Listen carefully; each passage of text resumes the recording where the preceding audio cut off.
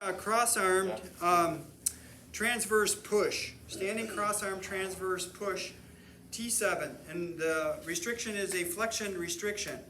So a flexion restriction is what? An extension malposition. So looking at a person's back here like this, then that means it extended back this way. So how am I going to correct that?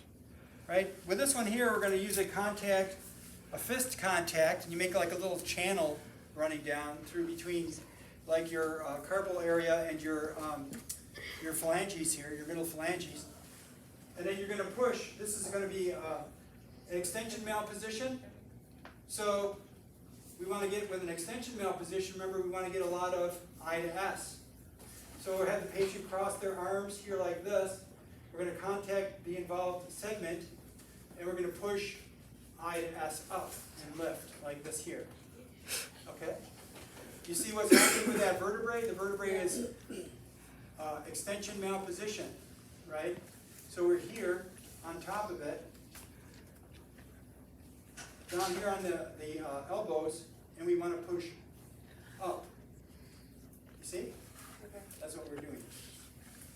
Okay, so on a patient, which one is this one? This is a T7. Do they cross their arms? Or? Yeah, they're going to cross their arms. So let's take a patient. Here, Who wants to be a patient? We're going to do it against the wall. This is a standing one. Oh, So, yep, they cross their arms up here like this. I like to have, like this elbow, would be my preferred contact here like this, instead of crossing the arms this way and then having this elbow here. It's not going to work as well. You see why it wouldn't? So we're going to put them this way and this way. We're going to contact here like this. We're going to find T7, so you find your angles of the scapula, go over to T7.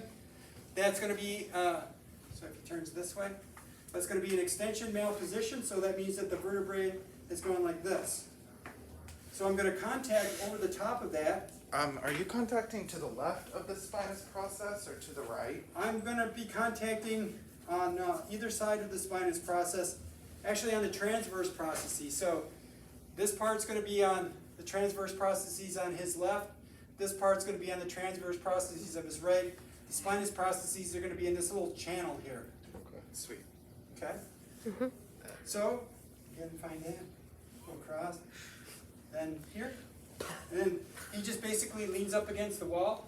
I'm going to get a lot of I to S with an extension malposition. We want to get a lot of I to S, right?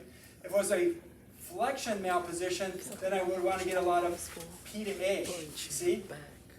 But I want to get a lot of I to S, so I'm going to go kind of low, here like this, and then I'm going to push up and into my patient this way. Okay? And you got to use your leg here, and you're going to drive off your ground. And it moves nice. I mean, it would move and you nice. can see his hand in the back.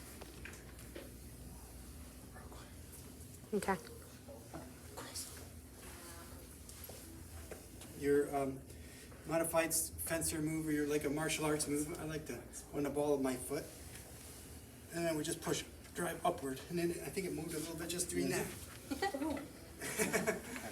So can I ask why you would do this one rather than another leg? It's just another Another tool in your, Okay. Or like, would it be like if the patient's in pain, or like, is there, maybe, a good thing, that's a good idea. If a patient has trouble or like pregnant? getting up and down, Okay, or if they're pregnant, they can't lay on their belly. yeah, Some good observations thank there. you. I like to put it all together. I was just thinking, I wasn't thinking in those terms, but just another tool in your shed, so if you Yeah. do run into situations like this, Okay, yeah. I've seen them do this more on like older people. So it's not as much. It's not as a drastic of a force. They're not putting their On their weight down on spines. top of the person. They also don't have to get them up and down. Yeah, because you'll see that like elderly patients, they require the most work and they take the most amount of time, and usually you get paid the least from them, like with Medicare. But it takes time for them to get up and down, and it may be painful to them. So, like Tony said, it might be better just to stand them against the wall. okay. Yeah, I've seen this too.